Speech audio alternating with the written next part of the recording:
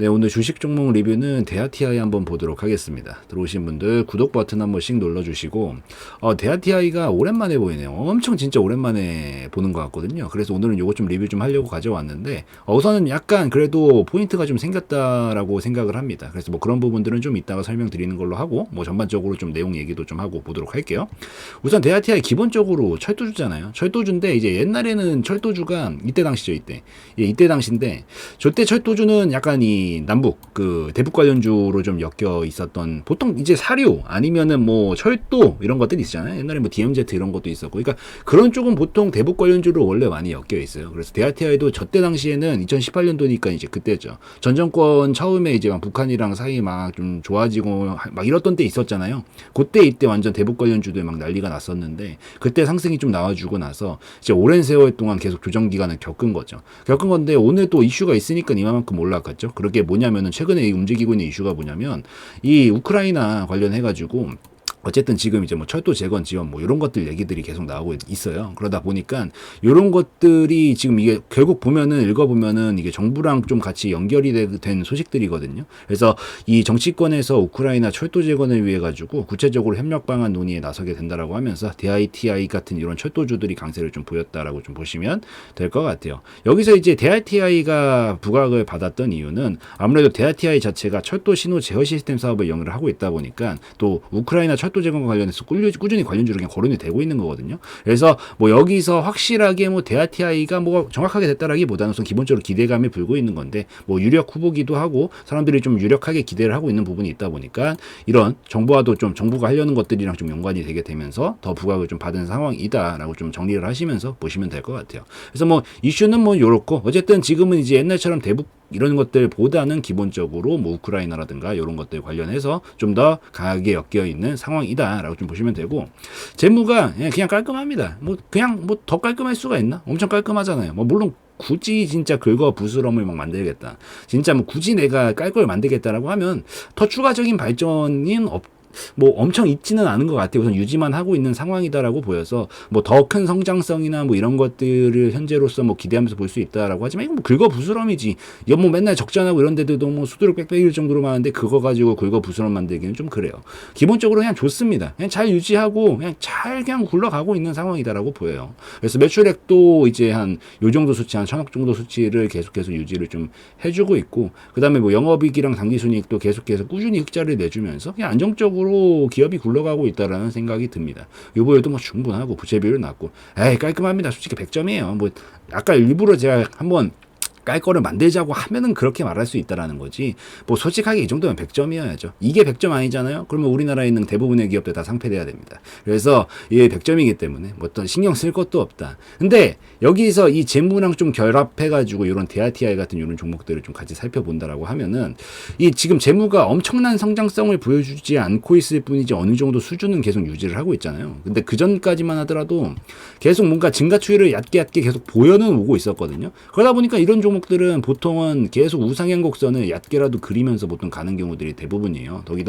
더군다나 플러스 이제 기본적으로 주식시장 자체가 어쨌든 인플레이션 때문에 지수는 어쨌든 시간이 가면 갈수록 오르긴 하거든요. 물론 그 속에서 이제 뭐 낙폭을 만들고 해서 그런 거지, 큰 흐름상 봤었을 때는 꾸준히 우상향하는 거 플러스 지금 어찌되었든 점진적으로 뭔가 매출액이랑 영업이 이런 것도 증가추이를 보여왔기 때문에 꾸준히 우상향 곡선은 계속 그릴 수 있다라고 생각을 해요. 근데 이제 여기서 설명드리고 싶은 게 뭐냐면, 얘가 지금 어쨌든 최근에 변화가 있나요? 변화 그렇게 많이는 없죠. 많이 없잖아요. 지금 이때처럼 뭔가 그래도 늘어나고 있다는 추이보다는 유지만 되고 있다는 추이로 보여요. 그러면 이제 우리 눈에 딱 봤었을 때 적정 주가라는 게 분명히 있을 거 아니야. 눈에 보이진 않지만 적정 주가라는 게 분명히 있을 텐데, 최근에 뭐 한 5년 동안 추이, 여기서부터 이제 한 5년이거든요. 요 5년 동안 추이가 큰 변화가 없는데 가격은 어떻죠? 완전히 밑에 와 있단 말이에요. 결국 적정 주가가 제가 봤었을 때는 이게 뭐 증가 추이를 안 보였으니까 올라가진 못했다라고 하더라도, 제가 봤었을 때 이런 식으로 일자로 그냥 가고 있다라고 생각을 해도 지금 영역은 어때요? 제가 봤었을 때 어차피 이 주가의 원리 자체가 저평가, 고평가를 넘나들면서 고평가 가면 다시 저평가 영역 오고, 저평가 오면 고평가 영역 가고 이렇게 가는 거잖아요. 근데 적정 주가가 일자로인데 지금 위치 자체는 전 저평가 영역이지 않나라고 생각을 합니다. 기본적인 펀더 자체가 뭐 깨지거나 그런 상황이 아니기 때문에 어차피 이렇게 박스권으로 가면서 이 중단 라인 밑에 있는 구간에서는 저평가 영역이다라고 보는 거고, 여기서 저평가 영역 충분히 거치고 나면 이제 다시 고평가로 넘어가겠죠. 그래서 이런 부분들 입각해서 봤었을 때 재무랑 같이 섞어서 보더라도 충분히 저평가 영역에서 기대할 수 있는 부분이 생긴다라고 생각을 합니다. 그래서 제가 생각을 했었을 땐 이번에 저 정부 관련된 얘기들도 막 나오고 하면서 이제 이슈에 좀 바람이 좀 불고도 있지만, 기본적으로 재무만 봐도 제가 봤었을 때 충분히 여기는 저점을 잡을 가능성이 높다라고 생각이 돼서, 그래서 좀 기대해 볼 만하다라고 좀 보시면 될 것 같아요. 그래서 재무랑 설명 먼저 조금 드렸는데, 바로 또 이제 기술적으로 좀 넘어와가지고 말씀을 좀 드리면은, 우선 기본적으로 박스권이에요. 더 설명할 것도 없다. 기본적으로 박스권입니다. 큰 흐름의 방향은 지금 박스권이에요. 여기 고점, 저점. 고점, 저점. 기본적으로 한 3,000원서부터 한 10,000원 정도 사이 구간 안에서 왔다 갔다 하면서 움직이는 박스권이다. 그러면 힘의 방향 자체가 어쨌든 박스권이라는 거는 더 이상 위로 가지도 않고 밑으로 가지도 않고 옆으로 가고 있는 그림이다라는 얘기인데, 아까 말씀드렸다시피 재무적으로도 충분히 꺾인 게 아니기 때문에 여기서 저점 우선 잡았다라고 생각을 좀 하면서 보고 있는 거고, 무엇보다 어쨌든 요 안에서도 영원히 옆으로만 간다라는 느낌은 아니잖아요. 이 속에서 이제 단기 흐름이 올라갔다가 떨어졌다가 올라갔다 떨어졌다 하면서 큰 횡보 흐름 안에서 올라갔다 떨어졌다 반복하고 있는 거잖아요. 그래서 여기서 결국 이 하락 흐름을 다 태우고 왔는데, 여기서 최근의 추이 자체가 하락 흐름을 돌파각을 딱 만들어주면서 거래량, 확대해 드릴게요. 거래량을 딱 뽑았어요. 근데 전 이제 이런 거를 굉장히 중요하게 봅니다. 이때는 진입 타이밍이 아니에요. 우선 기본적으로 제가 볼 때는 하락 흐름을 타자마자 돌파하는 자리에서 거래량 터질 때는 진입 자리가 아닙니다. 이거는 약간 무슨 느낌이냐면은 브레이크를 좀 건다라는 느낌으로 보면 돼요. 이거 막 하락으로 막 가고 있어. 그러니까 이게 속력이 이 고속도로 1차선 이제 쫙 달리고 있는 거죠. 근데 거기서 이제 멈추고 싶은 거지, 이 하락을. 멈추고 싶으니까 여기서 이제 브레이크를 밟기 시작하는 건데 한 번에 멈춰지진 않죠, 절대로. 그러다 보니까 이게 속력을 점차적으로 줄이면서 가는데, 그러면 그 브레이크 패드에 열이 가해지니까 막 마찰열이 발생할 거 아니에요. 그 열이 거래량으로 발생한다라고 생각을 하시면 됩니다. 그래서 기본적으로 거래량 나오면서 돌파각 만들었으니까 이 정도라면은 이제 브레이크를 좀 잡으려는 시도는 충분히 하고 있는 상황이다라고 보이고, 그 이후로 밑으로 안 깨고 있잖아요. 그게 제동이 지금 걸리고 있다라는 얘기예요. 그래서 제동 걸어놓고 지금 다시 한번 힘 좀 뽑아주면서 조금 더 이제 좀 쭉 브레이크 쭉 눌러주다가 한 번 더 강하게 좀 눌러주는 작업을 했다라고 보이거든요, 오늘은. 그래서 제가 봤었을 때는 제동을 충분히 건 것 같고, 여러 가지 여타 다른 부분들을 봤었을 때 충분히 밑에서 이제 끌어올리는 파동으로 해서 고평가로 좀 넘어가는 그림을 기대할 수는 있을 거라고 생각을 합니다. 그래서 관심 있게 기본적으로 볼 수 있다라고 좀 생각을 하고 있으니까 한번 지켜는 보시고, 그다음에 좀 세부 디테일까지 좀 설명을 드릴게요. 근데 지금 바로 매매적인 얘기는 조금 다를 수가 있어요. 물론 못 올라간다 막 이런 얘기 절대 아니에요. 절대 아닌데, 이게 매매적으로는 어쨌든 예를 들어가지고 올라갈 거라고 가정을 하더라도, 이게 리스크를 계산을 해봤을 때 여기서부터 저점까지 해서는 마이너스 30%예요. 이런 거는 매매적으로 접근할 수가 없는 거죠. 그러니까 제가 생각을 했었을 때는 이게 어쨌든 매매적으로는 아무리 올라갈 것 같아도 내 리스크를 줄이는 게 가장 중요한데, 지금 여기서 바로 들어간다 막 이런 관점은 좀 별로고요. 좀 더 시간 좀 지나고 나서 어쨌든 거래량 하나 뽑았으니까 눌러줬다가 손절 좀 짧은 자리 나오면 고를 때 공략하는 게 더 낫다라고 생각을 합니다. 얘는 옛날서부터 보니까 이게 기본적으로 추세가 나오면 횡보를 이렇게 태우고 가요. 이게 왜 그러냐면 아까도 설명드렸다시피 딱 멈추려고 한다고 브레이크 밟는다고 멈춰지는 게 아니잖아요. 오려고 했었던 속력의 힘의 작용을 받으니까 올라가고 싶어도 자꾸 이 내려가려는 힘 때문에 이게 보통 횡보로 가는 거거든요. 근데 얘는 기본적으로 횡보 흐름을 좀 길게 태우는 애네. 그러니까 떨어지고 이 횡보 흐름이 보통 길어지는 애예요. 얘는 특성 자체가. 그래서 여기는 지금 좀 짧지 않나. 그래서 오히려 준비 파동으로 좀 쓰고